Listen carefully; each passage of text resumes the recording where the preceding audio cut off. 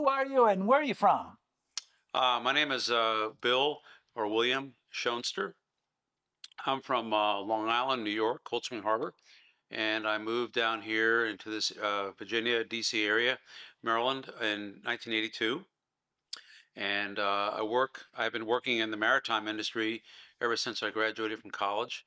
And I just retired from the Navy after 34 years as a federal employee, working on the construction and delivery of naval ships at the Washington Navy Yard. And it was a very interesting career. And I retired 30 April, and it was a very good career, very rewarding. And I'm pleased to be retired. And that's fantastic. And has the climate changed at all since you were a kid? Uh, yeah, I would think so. But down here in Maryland, the maybe for good or bad reasons, it hasn't. I haven't seen a huge difference in the climate overall. It's still very hot here in DC, 100 degrees during the summer, and that hasn't changed too much. Though I have seen what appears to be these massive rainstorms here in Maryland that have never seen before over the last few years, where we literally have flooding in our backyard, rainstorms that kind of similar to a monsoon that you hear about overseas, where our entire backyard is underwater in a matter of about 20 minutes. And I don't recall seeing those in the past. So that's maybe a good indicator of some shifting climate conditions. And on an everyday basis, do you worry about the climate, or is it on your mind at all? On a scale of 1 to 10, how worried would you be? 10 being the most. Right now, I would say I'm like 7 to 8.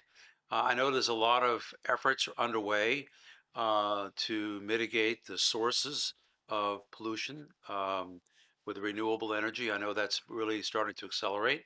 I personally am a proponent of nuclear power as an alternative to providing carbon-free power generation.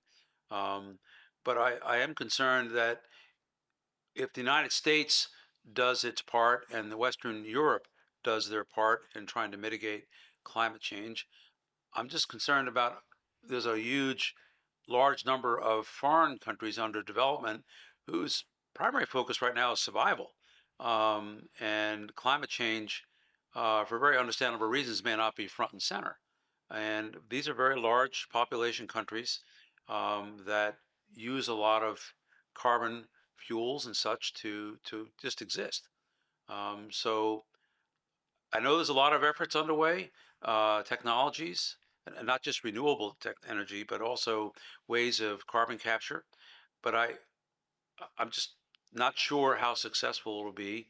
I'm very concerned, but I hear about what's going on in the Arctic conditions, the North Pole, South Pole, with the glacier melts and such. Those are probably more concerning to me.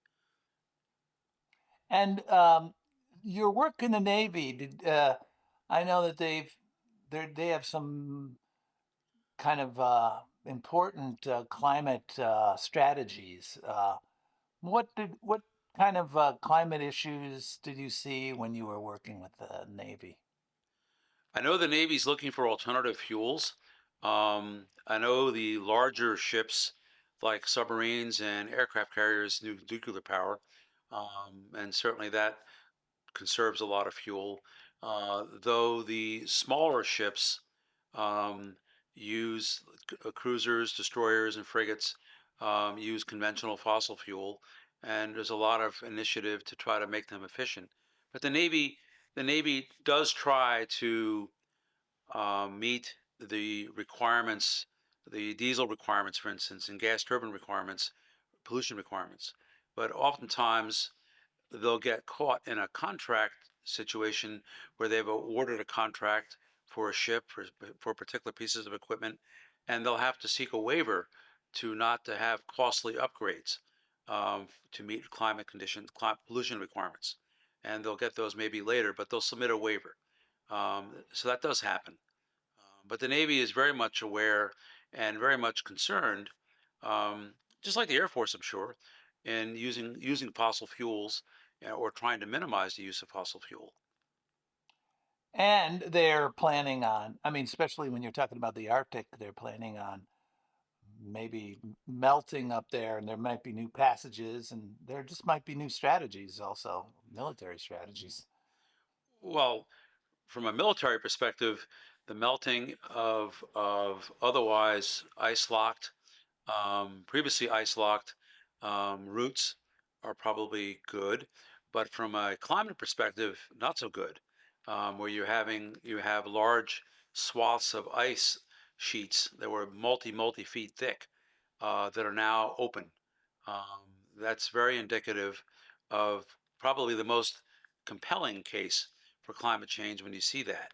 Um, but not so obvious to many people in the climate change is the stuff you can't see, and that is, for instance, what they call the PMI index for the air pollution, and that number, which they've been measuring for quite a number of years, has increased significantly over the last 30, 40 years from what it was till now.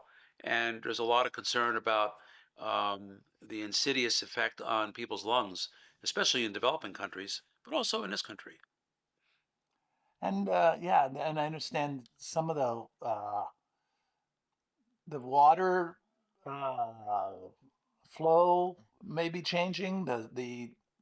Um, anyway, When you say water flow, you mean uh, rivers and no, global currents? especially in the Atlantic, I understand there's currents that go up and down the coastline that they're worried that may be changing because of the warming of the ocean. I, I'm not well versed on that, but I have read some literature that some of those currents, which are driven by, in the past anyway, by delta temperature changes and deep in the ocean and up high, if those temperature differentials are not as high as they used to be, that could affect the flow of current. For instance, if the Gulf Stream, which is a huge current all the way from what, South America, all the way up through Northern Europe, if that changes temperature wise or changes its flow or speed, I think the consequences would be very significant in a bad way. Yeah. And so, what do you looking forward at all in general? Are you optimistic or pessimistic? And is there anything we can do? Well, I think I'm cautiously optimistic. Um, I think the idea of going to electric vehicles does help. But of course, the power generation to make the electricity to charge the batteries has to be low emissions as well. And that, again, that's where renewable energy does come into play, solar as well as nuclear. Um, uh, but probably a really interesting example is when the pandemic occurred in its full peak in 2020. There was actually a lot of observed reduction in pollution in the air, actually measured pollution in the air, which was very significant, which tells me that that's interesting. If you could actually reduce the carbon output of cars and vehicles, which was greatly reduced back then, um, and it occurred that noticeably and that quickly, that gives one a cause for optimism.